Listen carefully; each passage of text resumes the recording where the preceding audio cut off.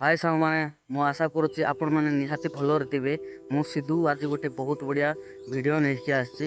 ଦୁଇଟି ପରକ ବିଷୟରେ କହିବା ପାଇଁ ଚାହୁଁଛି। ତ ଗୋଟିଏ ହେଉଛି ପିଚି ରାସ୍ତା ଆଉ ଗୋଟେ ଖତଡ଼ା ରାସ୍ତା ମାନେ ମାଟି ରାସ୍ତା। ପ୍ରଥମେ ଆପଣ କୁହନ୍ତୁ ଆପଣମାନେ କେଉଁ ରାସ୍ତାରେ ଚାଲିବେ, ପିଚି ରାସ୍ତାରେ ଚାଲିବେ ନା ଖତଡ଼ା ରାସ୍ତାରେ ଚାଲିବେ। ତ ଦେଖନ୍ତୁ ସାଙ୍ଗମାନେ, ପିଚି ରାସ୍ତାରେ ଚାଲିବା ପାଇଁ ବହୁତ ଭଲ ଲାଗିବ କି ନାହିଁ, କାହିଁକିନା ବହୁତ ପ୍ଲେନ୍ ଥିବ। ଯେକୌଣସି ଗାଡ଼ି ଗୁଡ଼ା ହେଉ, ଯେକୌଣସି ଜିନିଷ ବି ହେଉ ଅତି ସହଜରେ ନେଇ ହୁଏ। ବର୍ଷା ସିଜନରେ ବି ଅତି ସହଜରେ ବଢ଼ିଆ ଗତି କରିବା ପାଇଁ ଭଲ ଲାଗେ। ଆଉ ମସ୍ତ ଲାଗେ ସାଙ୍ଗମାନେ, କାହିଁକି ଖରା ନାହିଁ ବର୍ଷା ନାହିଁ, ରାସ୍ତାଟା ବହୁତ ସୁନ୍ଦର ଦେଖାଯାଏ ପିଚ୍ ରାସ୍ତାଟା। ଆଉ ଗୋଟେ ହେଉଛି ଖତଡ଼ା ରାସ୍ତା। ଆମ ପାଇଁ ସେଇଟା ସବୁଠୁ ବେଷ୍ଟ ସାଙ୍ଗମାନେ, କାହିଁକିନା ଆମେ ମୂଳ ନିବାସୀ, ମାଟିରୁ ଆମେ ଚାଲିଥାଉ। ସେଥିପାଇଁ ବୋଲିକି ଖଦଡ଼ା ରାସ୍ତା ଆମ ପାଇଁ ବହୁତ ଭଲ। ଖଦଡ଼ା ରାସ୍ତାରେ ହିଁ ଆମର ଜନ୍ମ।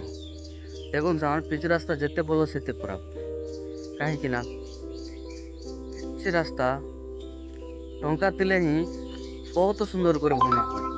ତ ଖଦଡ଼ା ରାସ୍ତା ଆଉ ଆମକୁ ଟଙ୍କା ପଇସା ପତ୍ର କିଛି ବି ଲାଗିବ ନାହିଁ, କାହିଁକିନା ସେହି ରାସ୍ତାଟା ଅତି ସହଜରେ ମଧ୍ୟ ଆମେ ବନେଇ ଦେଇପାରୁ। ସେଥିପାଇଁ ସାଙ୍ଗମାନେ ଦେଖନ୍ତୁ, ଖଦଡ଼ା ରାସ୍ତାରେ କେହି ବି ଯାଆନ୍ତି ନାହିଁ, ଆଉ ଭଲ ରାସ୍ତାରେ ସମସ୍ତେ ଯାଆନ୍ତି। ସେହିପରି ହିସାବରେ ଭଲ କାମ କେହି କରନ୍ତି ନାହିଁ, ଖରାପ କାମ ବହୁତ ଲୋକ କରନ୍ତି। ତ ପରକଟା ଜାଣନ୍ତୁ ସାଙ୍ଗମାନେ, କାହିଁକିନା ଭଲ କାମ କରିବାକୁ ଗଲେ ବହୁତ ଲୋକ ଅଟକାଇ ଦେଇଥାନ୍ତି।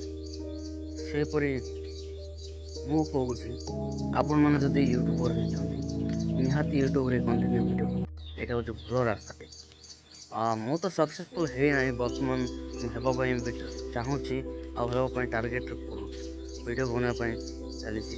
ତ ବହୁତ ଲୋକ କଥା କହୁଛନ୍ତି, ଭାଇ ତୁ ଆଉ ଭିଡ଼ିଓ କାହିଁକି ବନଉଛୁ, ଆଉ ଭୋଗ କାହିଁକି ହଉଛୁ, ତୋ ଦ୍ୱାରା କିଛି ହେବନି ବୋଲି କହୁଛନ୍ତି। ଆଉ ତେଣୁକରି ମୁଁ ଆଉ କାହାର କିଛି ମାଇଣ୍ଡ କରେନି, ମୁଁ ଏମିତି କିଛି ଚାଲିନା। ମୋର ସବୁବେଳେ ମୋ ଫୁଲ୍ ଭିଡ଼ିଓ, ସର୍ଟ ଭିଡ଼ିଓ ସନ୍ଧ୍ୟା 5:59 ଆସିବ, ସକାଳେ ମଧ୍ୟ 5:59ରେ ଆସିବ। ମୋ ଭିଡ଼ିଓ ଦେଖିବା ପାଇଁ ଚାହୁଁଛି ତାହେଲେ ସେହି ଟାଇମ୍ରେ ଦେଖିବେ, ତାହେଲେ ମୋ ଭିଡ଼ିଓ ସାଙ୍ଗେ ସାଙ୍ଗେ ପୋଷ୍ଟ ହେଇକି ଆସିବ, ଅପଲୋଡ଼ ହେବ। ତ ଦେଖନ୍ତୁ ସାଙ୍ଗମାନେ, ଭଲ କାମ କରିବେ ତାହେଲେ ଲୋକମାନେ ବହୁତ ଲୋକ ଆସନ୍ତି ଆଉ ହଜାରଟା କଥା କୁହନ୍ତି। ଆଉ ଯଦି ଖରାପ କାମ ତାହେଲେ କରୁଛନ୍ତି ନା, ସମସ୍ତେ ପୁରା ବହୁତ ମଜାମସ୍ତି କରନ୍ତି ସାଙ୍ଗମାନେ, ବହୁତ ମଜାମସ୍ତି କରନ୍ତି। ଆଉ ସେଇ ଜିନିଷଟା ଲୋକମାନଙ୍କୁ ବହୁତ ଭଲ ଲାଗେ। ଯିଏ ଖରାପ କାମ କରିବା ପାଇଁ ଯାଉଛି ତାକୁ ବହୁତ ଲୋକ ସପୋର୍ଟ କରନ୍ତି, ଆଉ ଯିଏ ଭଲ କାମ କରିବା ପାଇଁ ଯାଉଛି ତାକୁ କେହି ବି ସପୋର୍ଟ କରନ୍ତି ନାହିଁ। କାହିଁକିନା ଦେଖନ୍ତୁ ସାଙ୍ଗମାନେ, ତାଙ୍କୁ ଅଟକାଇବା ପାଇଁ ଚେଷ୍ଟା କରନ୍ତି କିନ୍ତୁ ସପୋର୍ଟ କରିବା ପାଇଁ କେହି ବି ଚେଷ୍ଟା କରନ୍ତି ନାହିଁ। କାହିଁକିନା ସେଇଟା ହେଉଛି ଭଲ ଜିନିଷ। ସେ କାଳେ ବଡ଼ ରୋଗ ହେଇଯିବ, ସେ କାଳେ ଆମଠୁ ବହୁତ ଗାଡ଼ି ଘୋଡ଼ା ଘର ଗାଡ଼ି ଘୋଡ଼ା ବନେଇବ, ସେହି କଥା ଭାବିକି ସେମାନେ ଖରାପ କଥା କହିକି ଆମକୁ ଅଟକାଇବା ପାଇଁ ଚେଷ୍ଟା କରନ୍ତି। ଆଉ ଖରାପ ଜିନିଷ ଯଦି ଶିଖିବା ପାଇଁ ଯାଉଛୁ ତାହେଲେ ଭଲ କାମ କରିକି ସେମାନେ ଇମ୍ପ୍ରେସ୍ କରନ୍ତି ଆପଣମାନଙ୍କୁ, ଯେମିତିକି ଆପଣ ଖରାପ କାମ ଯେମିତି ଛାଡ଼ି ନ ଦିଅନ୍ତି, ସେହିପରି କୁହନ୍ତି। ତ ଦେଖନ୍ତୁ ସାଙ୍ଗମାନେ, ଆପଣଙ୍କୁ ଯଦି ଏହି ଭିଡ଼ିଓଟା ଭଲ ଲାଗିଥିବ ତାହେଲେ ଲାଇକ୍ ସେୟାର ସବସ୍କ୍ରାଇବ୍ କରନ୍ତୁ ଏବଂ ବେଲ୍ ଆଇକନ୍କୁ ନିଶ୍ଚୟ ପ୍ରେସ୍ କରନ୍ତୁ।